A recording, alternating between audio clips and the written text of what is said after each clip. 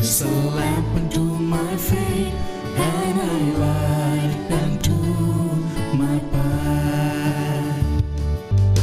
Thy word is a lamp unto my feet, and a light unto my path. The first reading, a reading from the book of Genesis, chapter 1, verses 1 to 19. In the beginning, when God created the heavens and the earth was a formless wasteland, and darkness covered the abyss, while a mighty wind swept the waters. Then God said, "Let there be light," and there was light. God saw how good the light was. God then separated the light from the darkness. God called the light day, and the darkness he called night. Thus evening came, and morning followed the first day. Then God said, "Let there be a dome in the middle of the waters, to separate one body of water from the other." And so it happened. God made the dome, and it separated the water above the dome from the water below it. God called the dome the sky. Evening came, and morning followed the second day. Then God said, "Let the water under the sky be gathered into the single basin, so that the dry land may appear." And so it happened. The water under the sky was gathered into its basin, and the dry land appeared. God called the dry land the earth, and the basin of water he called the sea. God saw how good it was. Then God said, "Let the earth bring forth vegetation, every kind of plant that bears seed, and every kind of fruit tree on earth that bears fruit with its seeds in it." And so it happened.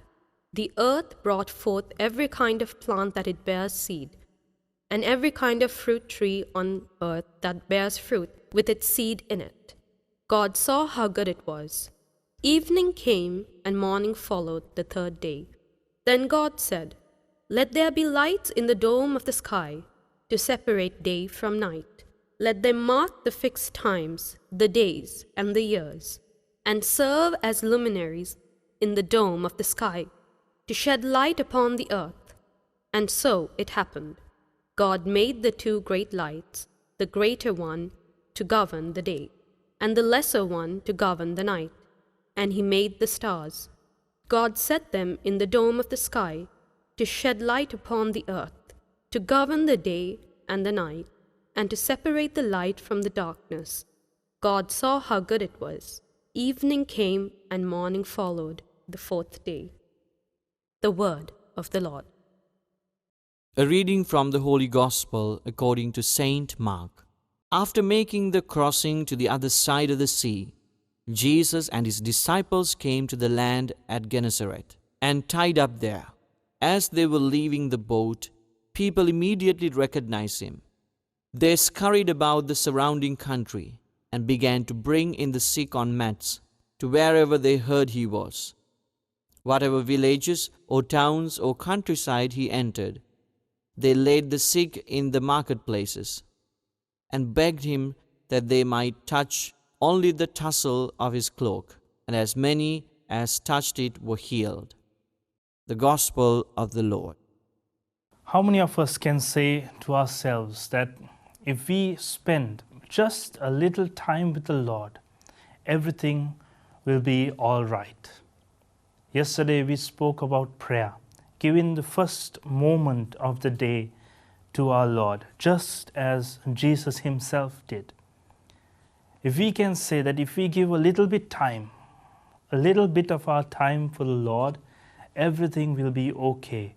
That is a lot of faith. That is a lot of trust in the Lord.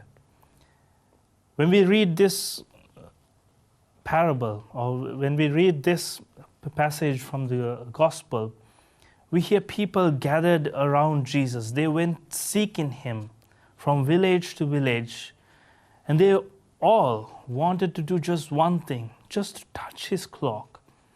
And through that, they understood or they believed that they will be healed, just to touch his cloak. if we also have this kind of faith, if we can just touch our Lord, touch His heart with our heart, touch His mind with our mind, touch Himself with ourself, then we will be healed and everything will be okay. In fact, we do this when we go to receive our Lord. We touch Him with our tongue. We touch Him. So let us ponder on this and let us see, let us dig deep into our hearts whether we have that desire to touch our Lord, to touch Him with our words, to touch Him with our heart, to touch Him with our mind.